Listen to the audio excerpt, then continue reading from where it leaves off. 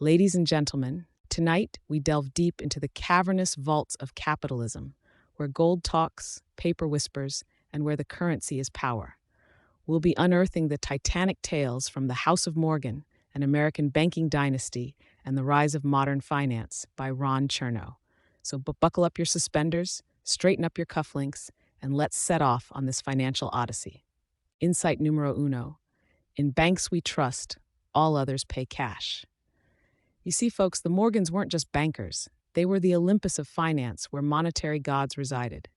From the Civil War to the Cold War, this dynasty didn't just witness history. They wrote checks that cashed out as history. The House of Morgan was less a bank and more a financial pantheon, where the faith of nations rested on ledgers and the trust of the people in dollars and cents.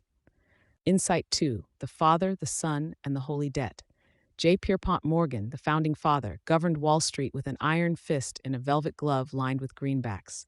JP was the Michelangelo of mergers, the Don of dollars, orchestrating a symphony of the first monopolies. Then came his son, Jack, who ditched daddy's authoritative airs for a gentleman banker's diplomacy, riding the New Deal into a new era. Debt, my dear fellows, was the holy water that baptized nations into economic salvation. Insight 3. A sterling reputation paid in gold. Ever heard the phrase, sound as a pound? That was until the Morgans came along and made it good as a Morgan guarantee. When it comes to gold, these gentlemen were Midas's consultants.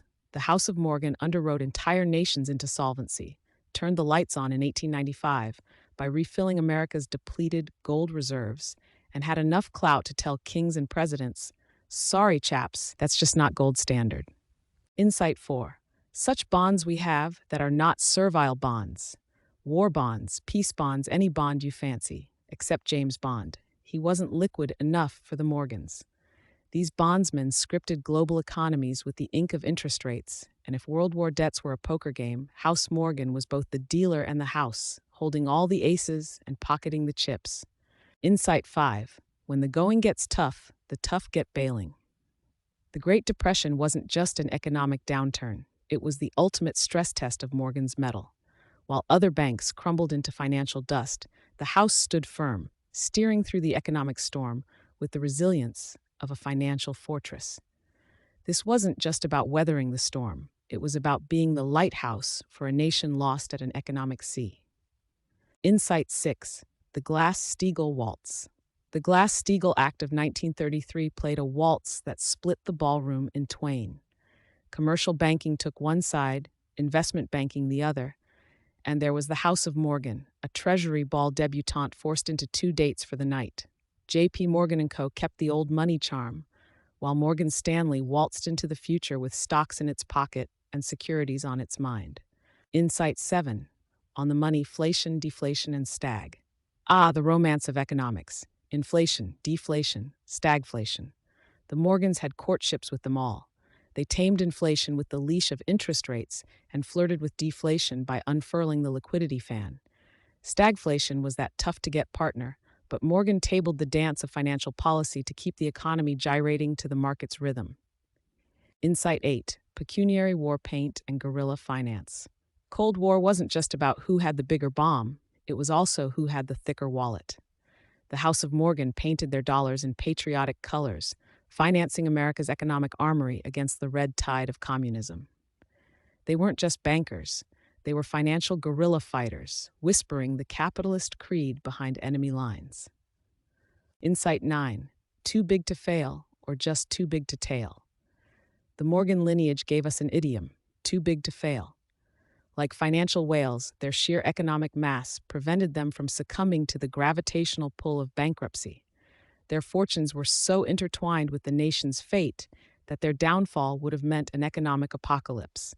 Yet the bigger they are, the harder regulators pry, and the Morgans, my friends, were not too big to tail by the lawhounds. Insight 10.